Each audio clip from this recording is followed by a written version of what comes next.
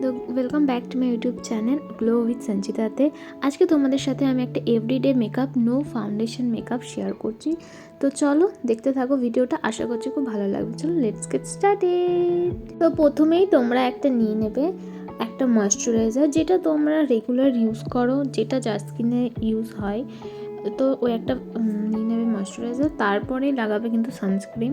এখানে আমি প্লামের এই সানস্ক্রিনটা ইউজ করছি। এটা যেহেতু আমি ডে মেকআপ করছি, তার জন্য আমি এখানে অবশ্যই সানস্ক্রিনটা ইউজ করছি। তোমরা যদি এটা ডে মেকআপ না করো তাহলে কিন্তু সানস্ক্রিনটা তোমরা স্কিপ করতে পারো। তারপর তোমরা একটা প্রাইমার নিয়ে নেবে, এটা হলো NYX 4-in-1। এই প্রাইমারটা কিন্তু রিজনেবল প্রাইসের মধ্যেই আছে, সবাই তোমরা পারচেস করতে পারবে। এটা পার্পেলে আরামসে পেয়ে যাবে নর্মাল। তো এরপরে তোমাদের কাছে যেই কনসিলার আছে তোমরা সেই কনসিলার ইউজ করতে পারো, বা তোমাদের শেড অনুযায়ী কনসিলার নিয়ে নেবে। তারপরে এই কনসিলার নেওয়ার পরে আমি জাস্ট, আমার অত বেশি ডার্ক সার্কেল নেই, আর আমি যেহেতু এটা এখানেই করছি তো আমি হালকা একটু প্রোডাক্ট ইউজ করছি। এটার সাহায্যে হালকা করে ব্লেন্ড করবে, একদম প্রোডাক্ট যাতে উঠে না আসে, জোর করবে না। আমার ভিডিওটাতে কোনো কিন্তু স্পিড করা হয়নি, আস্তে আস্তে ভিডিওটা আছে যাতে তোমরা বুঝতে পারো প্রপারভাবে। এরপর তোমরা একটা ট্রান্সলুসেন্ট পাউডার ইউজ করবে, আর এটাকে একটু জাস্ট ঝেড়ে নেবে। তারপরে যেই জায়গাগুলো তুমি কনসিলার দিয়েছিলে সেই জায়গাগুলোতে দিয়ে দেবে। এরপর আসি আমি আই মেকআপের জন্য একটা এরকম পাফি ব্রাশ নিতে হবে, যেটাতে ভালো করে আইটা ব্লেন্ড হতে পারবে। তারপর আমি এখান থেকে আইশ্যাডো প্যালেট থেকে আমি এই জাস্ট হালকা কালারের, আমি দেখো কোনটা পিক করছি তোমাদেরকে দেখাচ্ছি।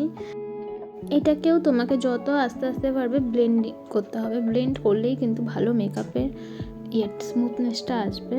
তো এখানে ব্লেন্ড করবে হালকা। তারপরে আমি এই কালারটা ইউজ করছি, এই আইশ্যাডোটা। তারপরে এটাকেও ভালো করে ব্লেন্ড করতে হবে হালকা হালকা করে। তারপরে আইব্রো করার জন্য এরকম একটা ব্রাশ নিয়ে নেবে, এরকম স্পুলি যেটাতে থাকে। এই ব্রাশটাতে সাহায্যে তুমি এখানে পুরো ভালো করে ঠিক করে তারপরে তুমি এখানে ভালো করে আইব্রোটা সেট করতে পারবে।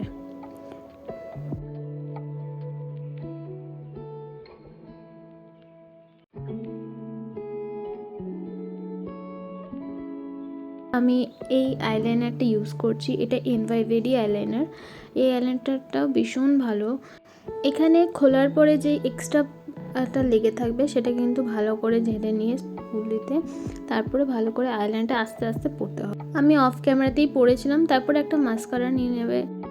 ভিডিওটা আমি সাউন্ড থাকাতেই আমি ভিডিওটা শ্যুট করেছিলাম, কিন্তু ভিডিওটা এতটাই সাউন্ড কম এসেছে যেটা আমি আর আপলোড করতে পারিনি। তার জন্য আমাকে ভয়েস ওভার দিয়ে এটাকে আবার আপলোড করতে হচ্ছে। আর ভিডিওটা আমি এই জন্যই এবারে কোনো কাটিনি, একদম যেটা আছে সেটাই দেখাচ্ছি। এই জন্যই কাটিনি যে অনেকে বুঝতে পারো না যে কোনটার পর কোনটা কেমনভাবে ইউজ হচ্ছে। তার জন্য আমি একটা প্রপার ভিডিও বানালাম। যদি তোমরা এরকম ভিডিও পছন্দ করছো তাহলে আমি এরকম ভিডিও এবার থেকে বানাবো। চিক টিন্ট ইউজ করার পরে এটা হলো হচ্ছে গিয়ে লিপ লাইনার। এটা হলো হচ্ছে সুইস বিউটির আই থিঙ্ক। তো এই লাইনারটা পরার পরে আমি এখানে রেনিরই একটা লিপস্টিক পরে নিচ্ছি, আর যেটা শেডটা ভীষণ সুন্দর। হলো ফাইনাল লুকটা দেখা যায়।